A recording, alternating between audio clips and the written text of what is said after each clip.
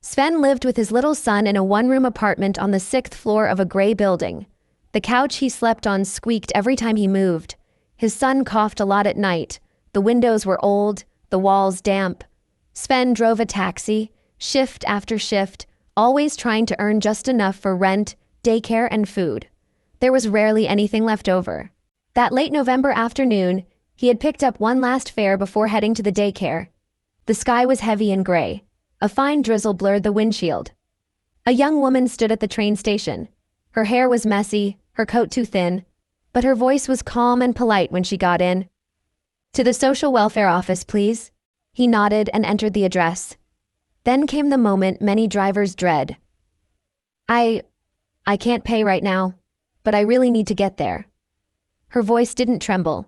She wasn't begging, just stating the truth. She opened her wallet. Empty.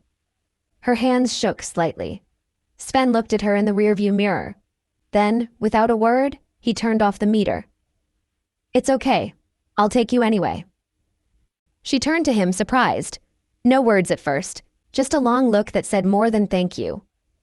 A small pin on her coat caught the fading light, a quiet logo, almost invisible. The ride was silent, just the tick of the turn signal, the hush of rain. When she got out, she looked at him. Her eyes were full. "Thank you. I won't forget this." He only nodded, gave a small smile, then drove off. He was late for daycare, had to pay for extra care. That cost him. But somehow, it didn't feel like a loss. Days passed. The couch still squeaked. The cough stayed. The fridge was more often empty than full. Sometimes Sven thought about the woman, but without hope. He hadn't helped to get anything back. 6 weeks later, a letter came. He thought it was junk mail. Then he saw the sender, a housing project for single parents. Confused, he opened the envelope. "Dear Mr. Mertens, you've been selected for a new family apartment." He kept reading. A name appeared. The woman from the taxi. She was back at work now, helping others in crisis.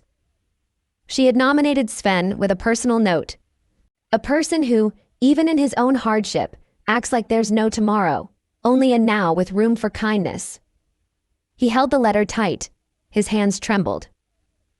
The apartment was in a newer part of town.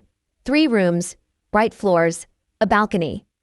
When he visited for the first time, the key clicked in the lock, a sound that felt like a promise. His son ran through the rooms. No cough, just laughter.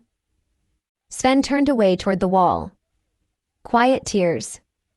A few months later, when life felt lighter, he pinned a note on the daycare bulletin board. "Carpool for single parents. First rides free. Sometimes all it takes is one sentence. It's okay, I'll take you anyway." Moral of the story. Sometimes a big change starts with a single human sentence. When you expect nothing but give everything, you plant hope in someone else's life and find it in your own. If Sven's journey resonated deeply, it's crucial that you act now. Like this video, share it widely, and subscribe immediately to ensure more kindness is heard. Don't just watch. Tell us which part touched you most in the comments, then click here for your next dose of hope.